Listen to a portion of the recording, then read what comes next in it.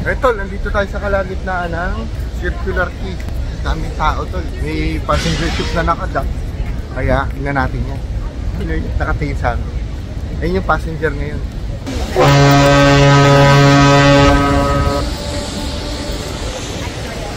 Katabi lang to ng Opera House, tol. Kaya yung mga turista ay nakakapamasyal dito kapag ka nagdadock sila. Ito naman ang kabila na to. Ayun yung pinunta namin ni paring Dexter papuntang Mandy. Yan.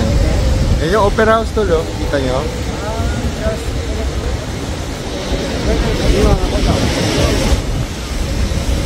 Yan, so marami mga Pinoy dito, tol, na nakadock. Kaya siguro pagka nagsasalita tayo, pag naintindihan nila, baka may bumati sa atin, di ba? Mga nagtatrabaho din sa passenger. Daming turista ngayon dito, tol. Kasi, yun nga, nakadock po. Sa nakadock, Biyernes na, kaya malapit na mag-weekend. Kaya maraming namamasyal. Uy, hanapin natin yung Brother Cat. Pakita sa inyo yung mga tao.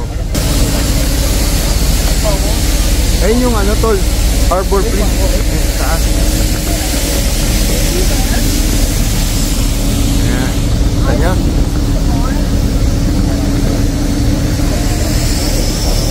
Ayan, mga pasahero, tol. Magkukross yan sila. Nawawala na naman si Carol. Hindi kausap sa cellphone. Ito yung contemporary museum, yung pinunta natin nung nakaraan, tol, yung libre. Ayan o.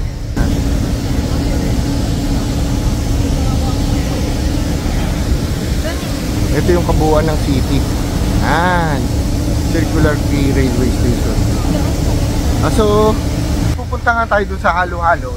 Mali pala yung nilalakaran natin. Buti na lang mag-GPS agad sa Carol. Kaya nalocate agad namin yung lugar na pupuntahan namin. Toilet ka pa. Kasi ito tol, oh. Kaya pidwa natin.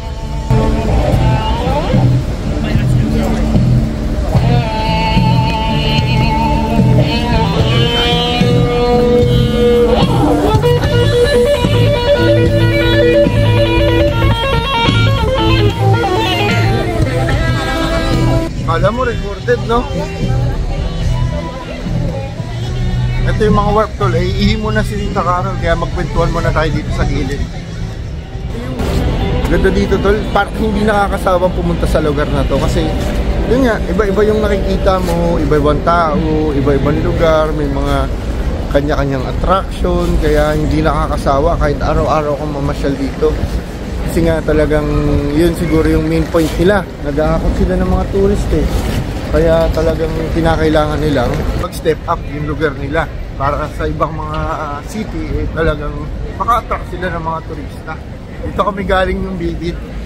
Kaya nakapasyal na rin si Tita Carol. Ayun na.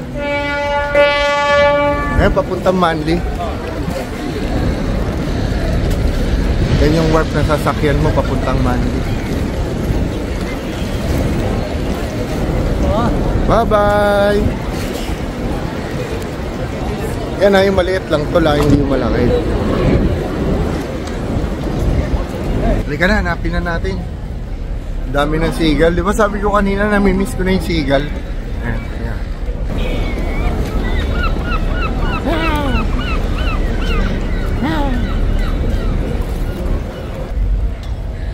Daming seagull kasi tabing dagat.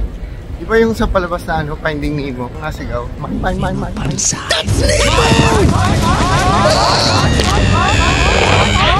Fasten your seatbelts! Yun, sila yun. Mahilig kumain ng mga ng mga tira-tira dyan ng mga kanin-kanin at mga tinapay. Malingat ka lang, idadagitin na yung pagkain.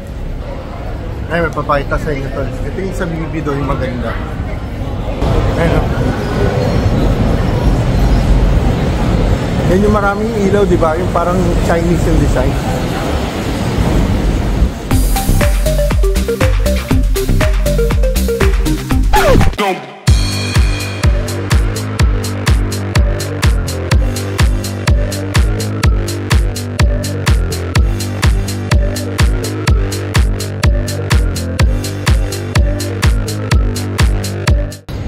ba viral tayo, Carol? Magpakabusog tayo sa pre-taste. Di ba may sumigat na ganun? Yung sa Taiwan? Yung sa Taiwan, yung sumigat na kumakain ng ano? Wala naman pre-taste dito. Meron. Kaso nga lang, sisikat tayo sa maling paraan, ba? Hindi naman natin gusto sumikat ng ganung paraan. Sana, Carol, bago matapos ng birthday ko, makakain tayo ng Ben & Jerry's. Ben & Jerry's ice cream. Libre mo naman ako. Daming pera si Carol. Marami pang naipon to sa akin kasi buong buo yung sweldo niya. Ako daming kaltas, Pag-ibig, SSS. Tapos may loan pa ako sa Pag-ibig. Tama? Kasi hinahanap namin yung halo-halo. Pero at least diba napunta natin yung bising lugar dito, yung Circular Quay. Pero iba yung pupunta natin yung location ngayon. Doon tayo sa Burger Shop ba? Burger Point. Punta tayo sa Burger Point. Tignan nyo yung train dito, ang ganda. Parang yung Twitter I.O. Cook Island. Pero pag nakaipon tayo, pwede ba tayo mag-vacation sa mga Cook Island, Maldives, no? Kaso pangarap pa lang yun. Pag naging na yung duty mo, dalawa na yung pasyente mo. Sarang pasyente niya isang araw. Kaya ulit tol, pinitipid natin yung battery nito. Sunod natin yung pundar pagka nakabayad na sa utak. Power bank. Malaking capacity na power bank para lagi tayo nakapag-charge. Tama? Tama? Tama daw. Kaya, hanapin na lang namin muna. Mamaya uli. Dito na tayo tol, pero maraming tao. Dito ba, Carol? Ayun. Hanapin natin. Ayun o. Ito masarap tol o. Bobo dumplings. Mga bobo!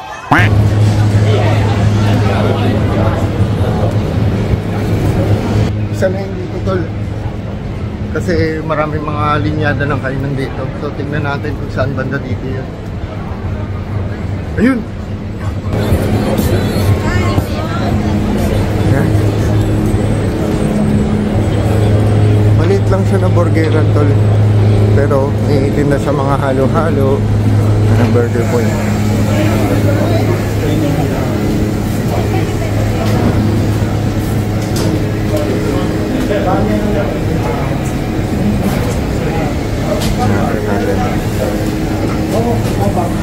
Tingnan natin yung menu nila tol kung ano yung pwede natin kainin. Tingnan natin.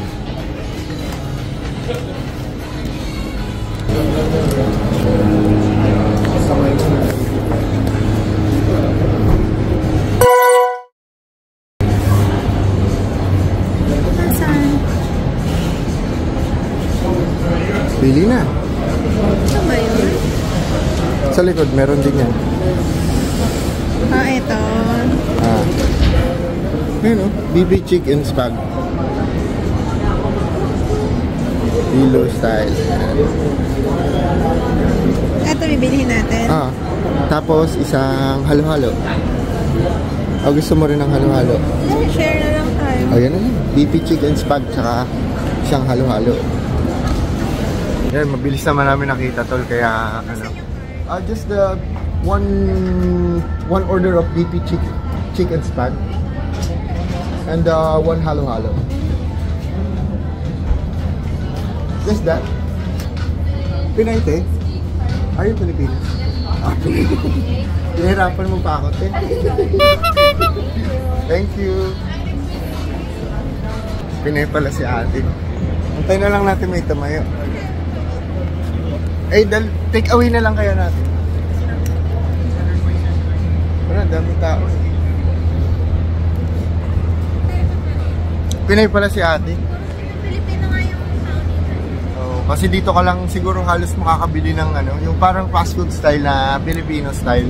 Kasi karamihan dito mga mga yung parang western style ng mga cuisine pagdating sa fast food. Kaya dito tayo makaka-experience ng next na rin kung may kukumpara mo siguro para sa mga Pilipino yung makaka-experience ka ng Jollibee.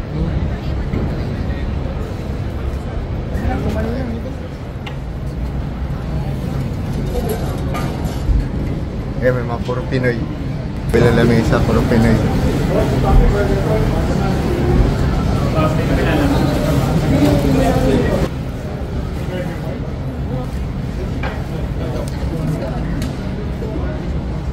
Kakain pa po ba, sir?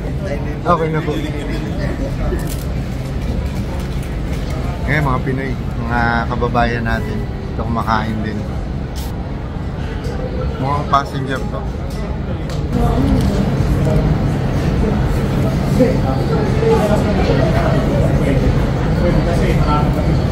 Malit lang yung pwesto nila, pero maraming kumakain kasi nga dinarayo to no? Parang puro Pinoy. Mamaya, video natin yung